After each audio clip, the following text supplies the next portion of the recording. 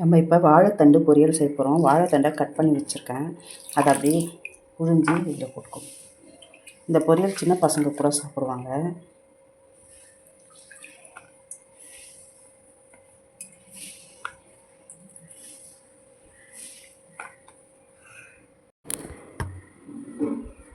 மிக்சியில் பூண்டு, ஜீரகம், பச்சை மிளகாய் இதை எடுத்து இதில் பிசைஞ்சிக்க வேண்டியது தான்.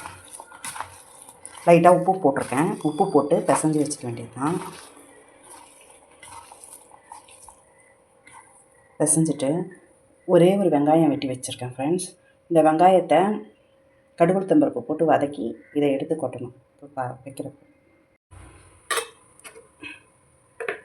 அடுப்பில் வானலை போட்டு ஒரே ஒரு ஸ்பூன் எண்ணெய் ஊற்றிக்கணும்.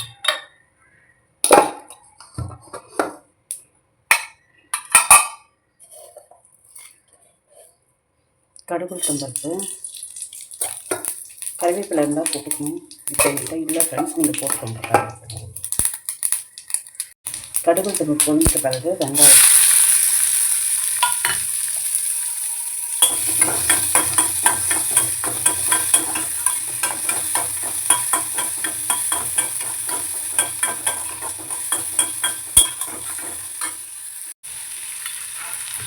நல்லா வெங்காயம் வதங்கின உடனே நம்ம ஜீரகம், தேங்காய் இதை போட்டதை இதில் போட்டுக்கணும்.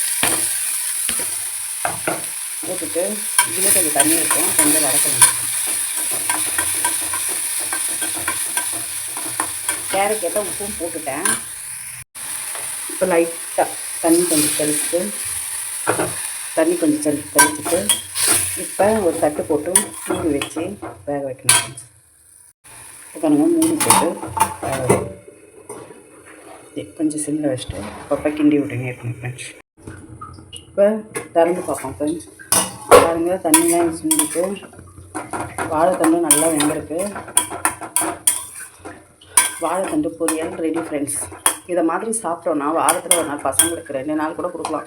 நீங்கள் வெறும் நாயிலே பசங்க சாப்பிடுவாங்க. வாழைத்தண்டு பொரியல் ரெடி பாருங்கள். இதெல்லாம் ஆம்பளை பசங்களுக்கு கொடுக்கணும் ஃப்ரெண்ட்ஸ். வாழைத்தண்டு பொம்பளை பசங்களுக்கு கொடுக்கணும். இருந்தாலும் ஆம்பளை பசங்களுக்கு வாரத்தில் 2 வாட்டியாவது நம்ம சமைச்சு கொடுக்கணும். வாழைத்தண்டுலாம் மருந்துக்கு பதிலாக இதை உணவே மருந்தாக சாப்பிட்டா உடலுக்கும் நல்லது, ஆரோக்கியம் ஃப்ரெண்ட்ஸ். வாழைத்தண்டு பொரியல் ரெடி.